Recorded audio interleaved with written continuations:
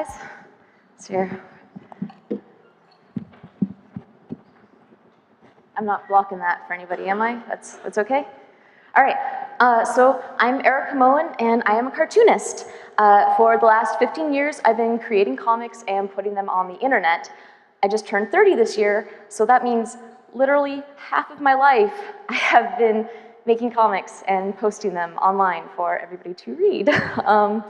When I first started as a little baby 15-year-old teenager, I was just posting my drawings and my comics and my pretty sweet Batman the Animated Series fan art for, to share with my other little internet friends and be like, hey guys, and that's how we'd bond.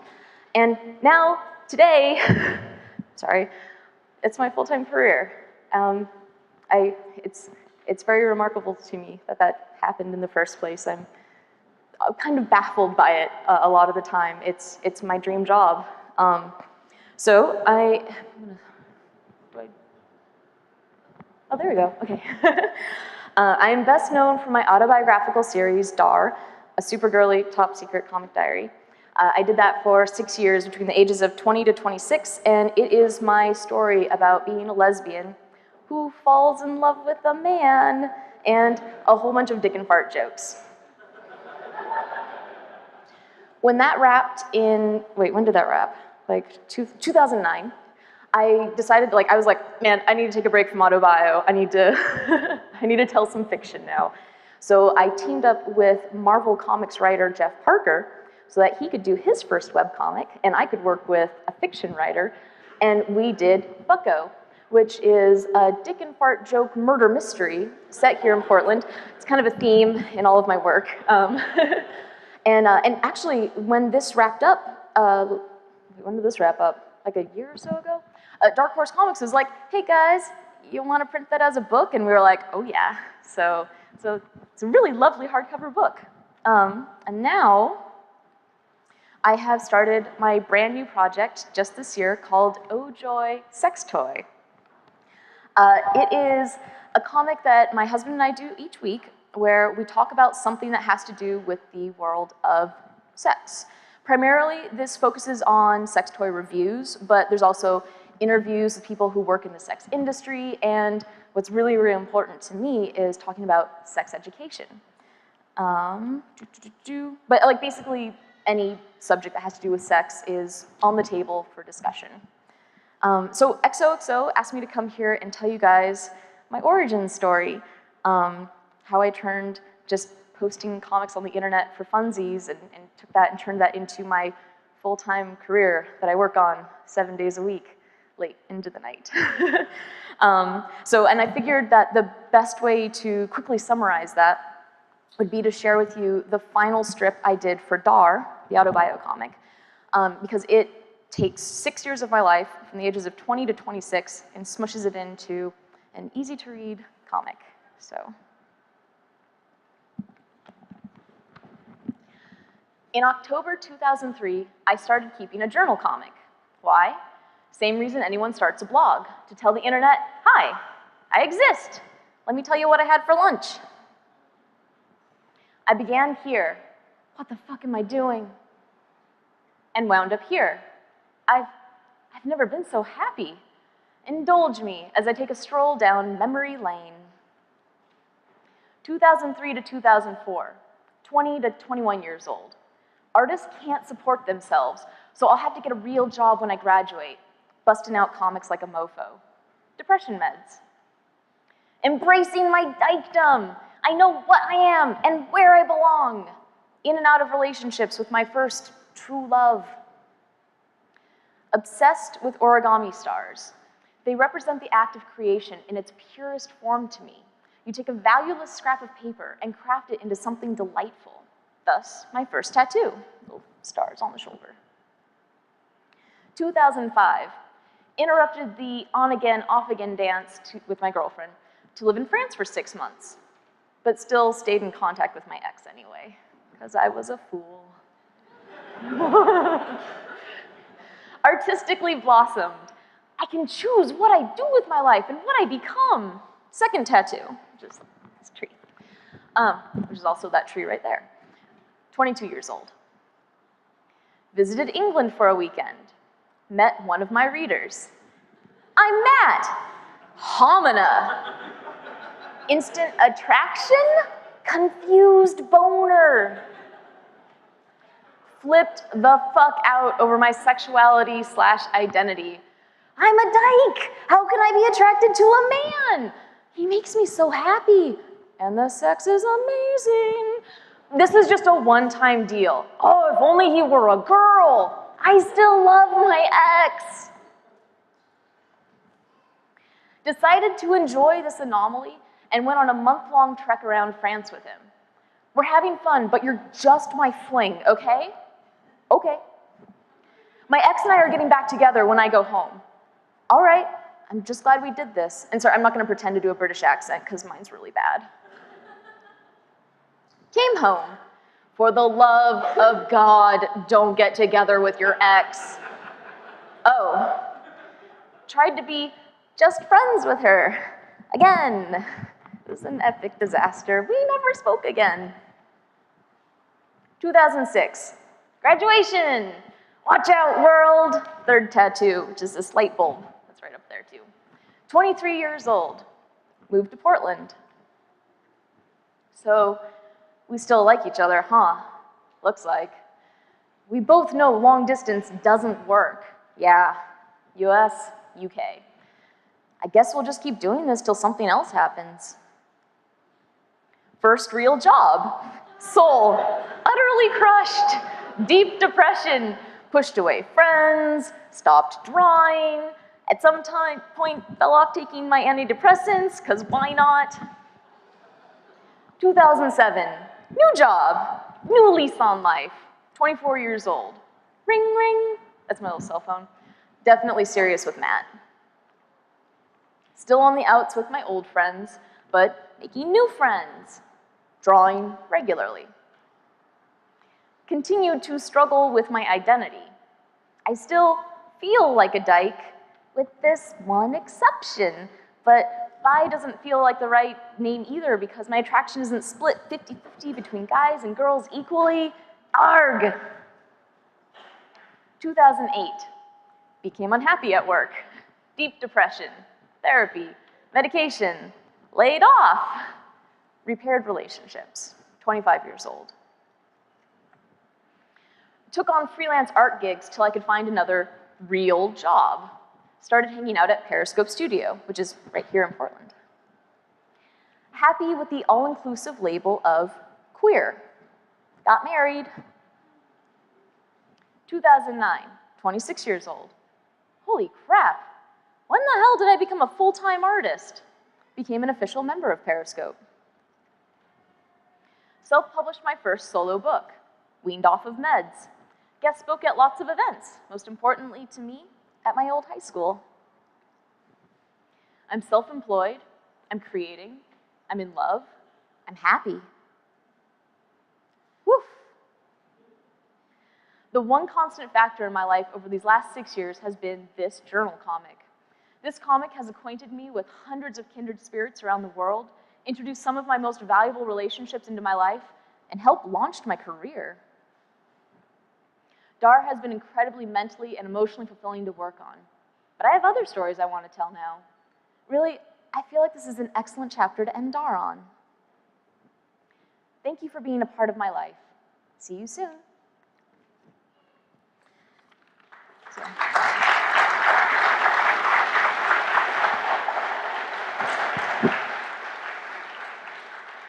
Now, being self-employed is not something I ever wanted growing up. I really like stability and stable jobs, and when I was applying for colleges as a senior in high school, I didn't even look at the art department in any of the universities I was applying to because I was like, well, artists can't support themselves, so when I go to college, I'm gonna have to study something that I don't care about right now so that I can support myself when I graduate.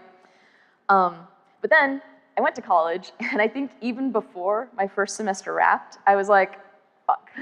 I cannot spend 4 years at school and not spend it studying art, which wish I'd figured that out before I applied to colleges, but okay. So what I did, my school was very accommodating, and they let me create my own major, which I called it illustrated storytelling because I was afraid comics didn't sound academic enough. And what I did was I took half of the credits for an art degree and half of the credits for an English degree, and with the guidance of 2 faculty members from each department, smushed that together, made a syllabus, had them checking in on me to make sure I wasn't just like dicking around. And that's the degree I graduated with. Intellectually, I knew that studying comics in college was a mistake. I knew that like I was just throwing away my tuition money on this degree that was not going to help me get a real job in the real world when I graduated. Like, I knew in the brain, what are you doing? But then in my heart and my gut, I was like, this is what I want to do. And I'm just gonna deal with consequences later, which is kind of like a reoccurring theme in my life, where my brain says, what are you thinking? And then my heart and my stomach are like, go for it. That's also how I wound up on a reality TV show. But, so all throughout my teen years, I was doing these short little one-off autobio comics just about like stuff that happened in my life, and it was kind of here and there. And then once I did get into college and I was a 20-year-old, that's when I officially started DAR and keeping it as a weekly schedule. It was just a way for me to document my college experience and help me process and embrace my new lesbian identity. And also, I just like making people laugh. So then when I graduated in 2006, I moved here to Portland, and I immediately started looking for normal, stable, regular jobs. And I got them. I worked at 2 different studios that dealt with animation and like website design stuff, but I was not hired to do anything artistic. I was there to be a production assistant or do administrative stuff, so like art was not on the table. Although the second place where I worked was such a tiny little place that eventually everybody had to wear a lot of hats, and I did wind up getting to do art and animation stuff for them, but that is not why they hired me. It was just like a nice little surprise bonus. So while I was working at my day job, I also continued to update DAR each week because that was my hobby, and that's just like my compulsive thing that I have to do. I've used comics my entire life, much like everybody else uses Facebook or Twitter. Something happens to you, you think something that you think is kind of clever, or you just want to process something, and instead of making a Facebook post, I turn it into a comic, and then post it online. And it just helps me kind of process my life and helps me understand what's going on in my own brain. Like, when I fell in love with the man who would become my husband, I identified as a lesbian, so I used comics as a way to help me write down and figure out like all these conflicting feelings and thoughts in my shifting sexuality.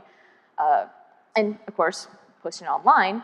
At that time, there weren't that many other queer cartoonists on the internet.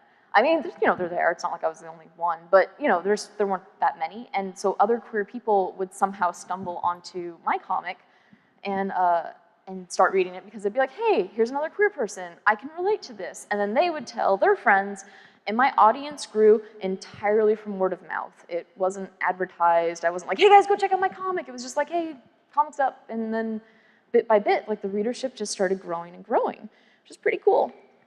So, as a footnote, that guy I fell in love with lived in England. I lived in Portland. We had an 8-hour time zone difference between us, and when you are in a long-distance relationship that is that long distance, it is so expensive.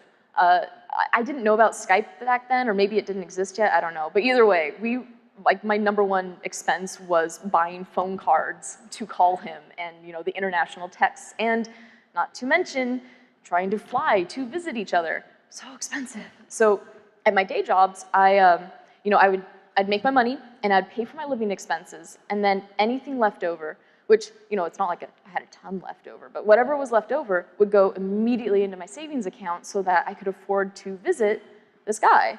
And like, I was so cheap. Those were my cheapest years of existence. My friends would like want to get together. I'd be like, yeah, great, that sounds like fun. Like, great, we're meeting up at a restaurant. And I'd be like, oh. And then I would be that person who shows up and I just get a side of toast, or I just drink water. Like, I was that asshole.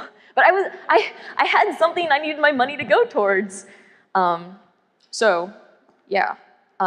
Then, 2008, the recession hit, and everybody at my studio got laid off. And I freaked out because I need stability. I need to know where my paycheck is coming from. And so, of course, you get laid off, and you immediately start looking for other normal, stable jobs to take the place of the first normal, stable job that you had.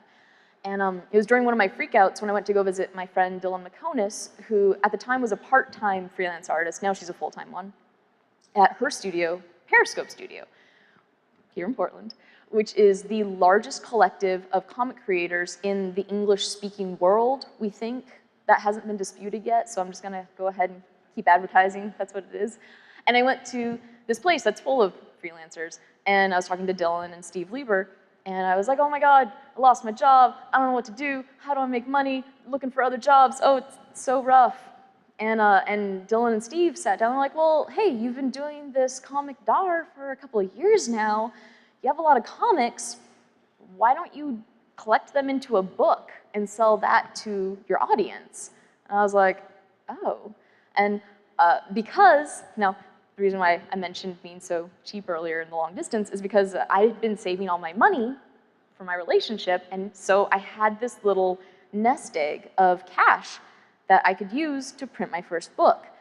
This was before Kickstarter, so you had to save up your own money first. And so yeah, I did that. I put out my first book, and it was really well received, and people were buying it, which was amazing. Because like I was small potatoes, but somehow like I printed up 1,000 copies of this book, and I sold out of it in 6 months, which is nuts. I mean, and I know that sounds like small potatoes, perhaps to you guys, but like for being a nobody on the internet, that was kind of a big deal. And then at the same time, I knew somebody at a place, and they decided they were gonna do a children's book, and she was like, oh, I know this girl I went to college with, and recommended me for this great gig to illustrate a children's book that paid pretty well. So like completely by the cosmos aligning together, this amazing freelance job was just dropped in my lap, and I was now freelancing. But it was just temporary. It was just to like keep my head above water while I looked for another regular, real job. But then, I remember there was some point in like 2009-ish when I realized, oh my God, I accidentally stopped looking for regular jobs because I was so busy selling my book and taking on more freelance gigs. Because when you do a weekly comic like this, like, yeah, people read it because they enjoy it, but it also creates this image that you are reliable and you are responsible and you can deliver on time and you meet your deadlines. You look like a responsible artist that somebody might want to hire to do art for them. And like completely by accident, this comic I was doing as a hobby wound up being this giant advertising billboard saying, hey, hire me to do art for you because I can deliver and it looks okay. So, so that was, that was pretty cool. Let's see here. Oh yeah, so yeah, that's the story of how I accidentally became a full-time artist. And now this is my 30th birthday was a few months ago, and it is now at this point in my life where I started doing the project that I feel like I was born to do, which is OJoy Sex Toy. My husband and I started it just this year, and it is the most rewarding and fulfilling job I have ever had. I care a lot about sex, and I don't just mean like, yeah, doing it. I mean like, everything that has to do with sex is fascinating to me. Like we have like the way people talk about it, the way people feel about it, the rules and regulations we as a society have. I don't even mean like legal laws. I just mean like the way people respond to knowing that that person over there is having sex, and like that can cause all, like it's ridiculous the way people respond to sex. And like there's kinks and there's fetishes and there's industries. You make money from the fact that people have sex. That's amazing.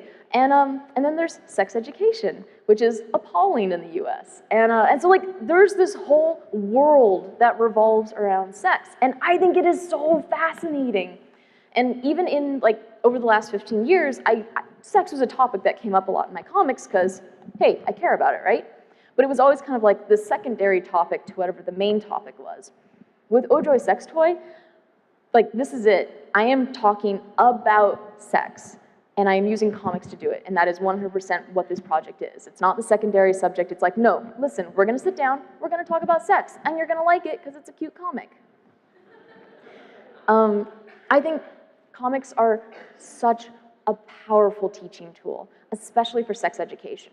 Because what happens with sex education typically is like you have this giant wall of this academic or medical language, and it's, how do you relate that? And then the diagrams that you get, like they're all weird and squiggly, and you look at this wall of text and you look at this weird diagram that doesn't look like anything you've seen in real life, and it's like, how does that even relate to me? How does that work here?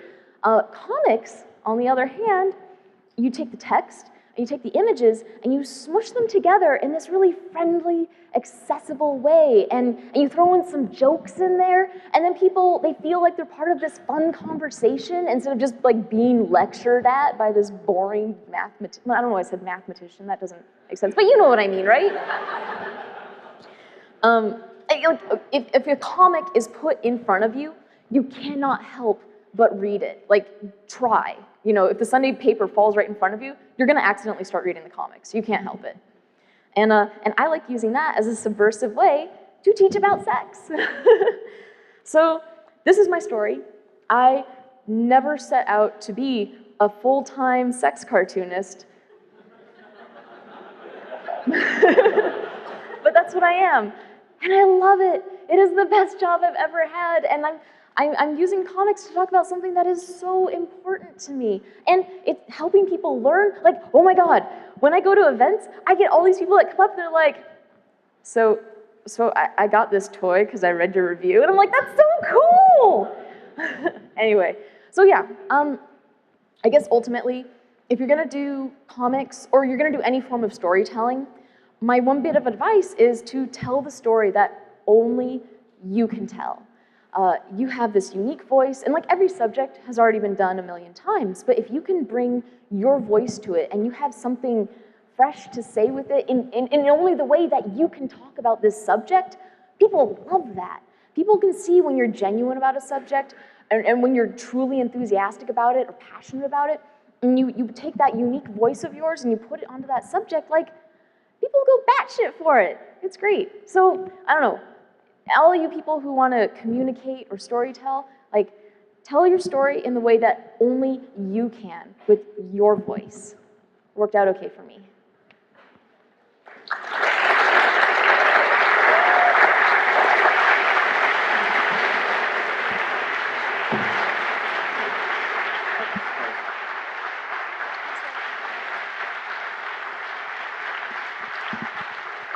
Erika, Moen, everybody.